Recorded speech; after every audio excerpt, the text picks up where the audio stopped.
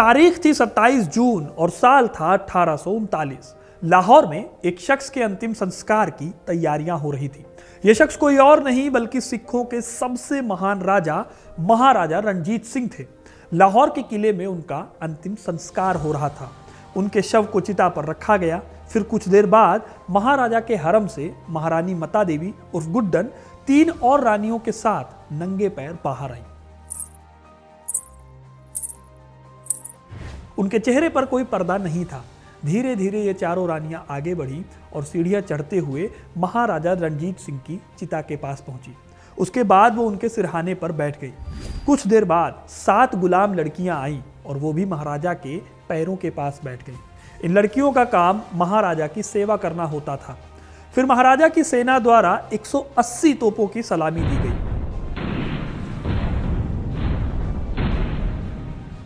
महाराजा के बेटे खड़क सिंह ने महाराज की चिता को सुपुर्दे खाक कर दिया और उनकी चिता के साथ ही 4 रानियों और उन 7 गुलाम लड़कियों ने भी खुद को भस्म कर लिया।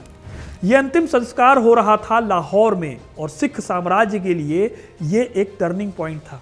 लेकिन इसी अंतिम संस्कार से कुछ 100 किलोमीटर दूर कश्मीर का भी भविष्य बदलने वाला था। तब कश्मीर महाराजा रणजीत सिंह के मातहत था, लेकिन अब कश्मीर की किस्मत का फैसला डोगरा राजाओं के हाथ में था। एक वक्त था जब कश्मीर को मुगलों ने अपने कब्जे में कर लिया था और एक वक्त ऐसा भी था जब मुगलों से काफ़ी दूर हुआ करता था कश्मीर।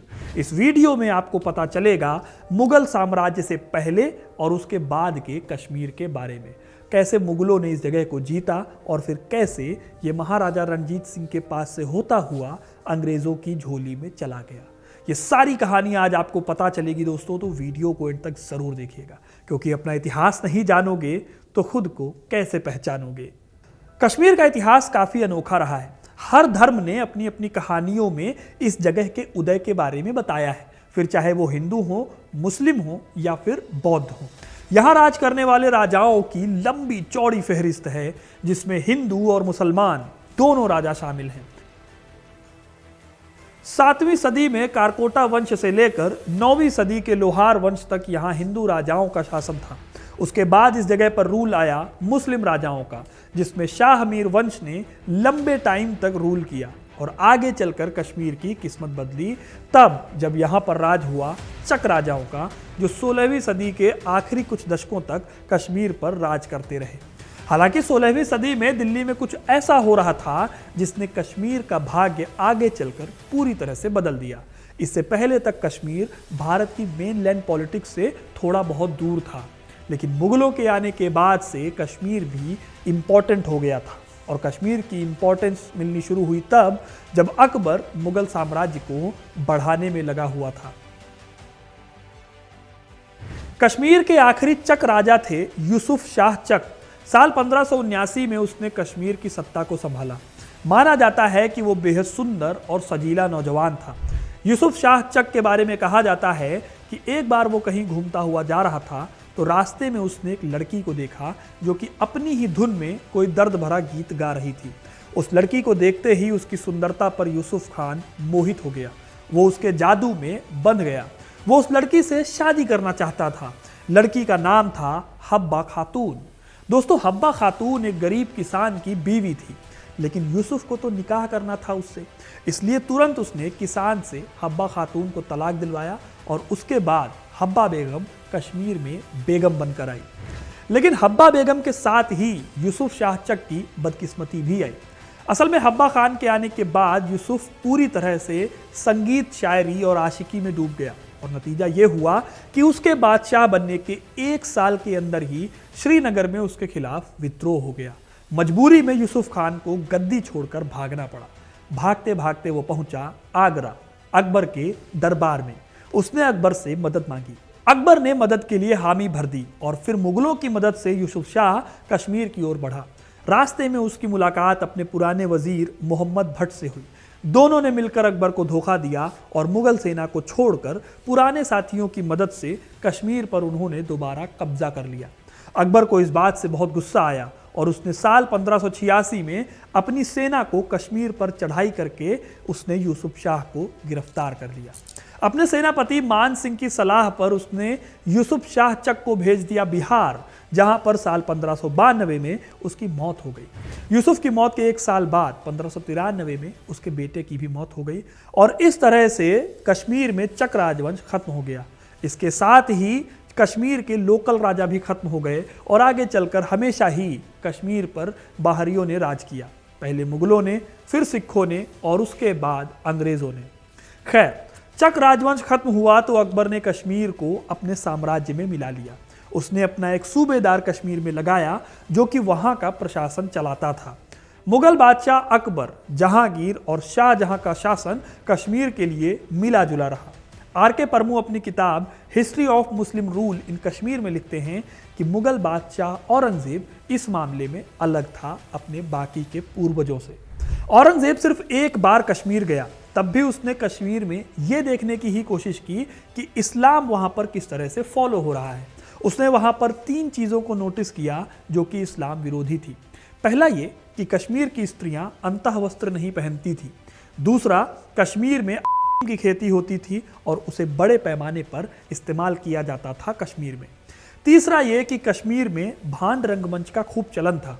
फिर औरंगजेब ने इन तीनों ही चीजों को इस्लाम विरोधी घोषित कर दिया।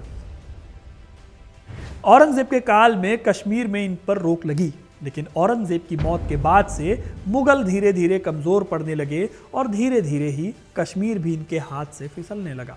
फिर कश्मीर पर अफगानी पठानों का राज हो गया और साल 1819 के आसपास तक कश्मीर इनके ही कब्जे में रहा। इस दौरान पंजाब में 12 मिसलों को एक करके महाराजा रणजीत सिंह भी सिख साम्राज्य की स्थापना कर रहे थे और तेजी से अपने सिख साम्राज्य को बढ़ाते जा रहे थे। दोस्तों, महाराजा रणजीत सिंह के पास तब देश में सबसे बड़ी सेना थी। इस सेना के दम पर उन्होंने अब्दाली के वारिसों को धूल चटाई थी। इस पर मैंने वीडियो भी बनाया है, इसे आप जाके यहां पर क्लिक करके देख सकते हैं। इसी सेना के दम पर उन्होंने कश्मीर के शासक जब्बार खान को हराया और कश्मीर पर कब्जा कर लिया। लेकिन उन्होंने कश्मीर पर अपना राज चलाने की बजाय अपने खासम खास डोगरा राजपूत राजा गुलाब सिंह को दे दिया और इस तरह से कश्मीर पर डोगरा राजाओं का राज स्थापित हुआ जो कि आज़ादी के टाइम तक चलता रहा। खैर, महाराजा रणजीत सिंह की मौत के बाद सिखों की ताकत भी धीरे धीरे कम होने लगी थी। ईस्ट इंडिया कंपनी, जिसकी लंबे टाइम से सिख साम्राज्य पर नजर थी, उसने भी सिखों पर शिकंजा कसना शुरू कर दिया था। 1845 में सिखों और ईस्ट इंडिया कंपनी के बीच में युद्ध हुआ। इसमें सिखों की हार हुई। इसके बाद एक संधि हुई जिसमें गुलाब सिंह ने मध्यस्थता की थी। इसके तहत अंग्रेजों ने युद्ध के हर जाने के तौर पर 1.5 करोड़ रुपए और पंजाब के एक बड़े हिस्से की मांग रखी। तब सिखों के पास इतनी बड़ी रकम नहीं थी पे करने के लिए। इस तरह सिख साम्राज्य पर धीरे धीरे ईस्ट इंडिया कंपनी ने अपना कब्जा कर लिया। वहीं दूसरी तरफ गुलाब सिंह, जो कश्मीर के राजा थे, उन्होंने 75 लाख रुपए देकर कश्मीर को अंग्रेजों से खरीद लिया, क्योंकि तब अंग्रेजों को कश्मीर में ज़्यादा दिलचस्पी थी नहीं। कश्मीर में ग्लेशियर थे और वहाँ रहना, इंडस्ट्री को डेवलप करना या खेती करना बहुत मुश्किल काम था। इसलिए उन्होंने कश्मीर को गुलाब सिंह को दे दिया। इन्हीं गुलाब सिंह के बेटे रणवीर सिंह ने 1857 में कश्मीर की गद्दी संभाली और रणवीर सिंह के बाद 12 सितंबर 1885 को उनके बड़े बेटे प्रताप सिंह का राज तिलक हुआ। प्रताप सिंह ने अपने राज में कश्मीर की सीमाओं को बढ़ाकर गिलगित की हुंजा वैली, नागर और यासीन वैली को भी अपने राज्य में मिलाया। उनके ही काल में राज्य की सीमाएं जो थी वो उत्तर में रशिया तक मिलने लगी थी। इसी दौरान जब 1914 में ब्रिटिश अधिकारी हेनरी मैकमोहन ने भारत और चाइना की सीमा को तय करने के लिए मैकमोहन लाइन खींची, तब कश्मीर का भी कुछ हिस्सा इसमें आता था। तब तिब्बत ने इसे मान लिया था, लेकिन चाइना ने इसे नहीं माना और चीन ने कश्मीर की हुंजा वैली से लेकर एक बड़े हिस्से पर अपना दावा ठोक दिया। हैरानी की बात है कि अंग्रेजों ने बिना किसी विरोध के चाइना की इस बात को मान लिया। साल 1925 में प्रताप सिंह के भतीजे हरि सिंह गद्दी पर बैठे। हरि सिंह जम्मू कश्मीर रियासत के आखिरी राजा थे। उनके कार्यकाल में 1937 तक चीन ने सक्शिगम घाटी पर भी अपना दावा ठोक दिया।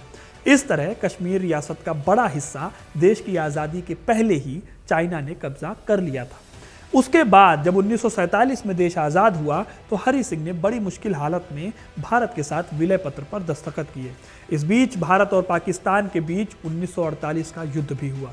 तो दोस्तों, ये था कश्मीर का इतिहास, कैसे मुगलों से लेकर अंग्रेजों तक कश्मीर में कई बड़े बदलाव हुए और कश्मीर की यात्रा क्या रही। आपको ये कहानी कैसी लगी कमेंट करके ज़रूर बताइएगा।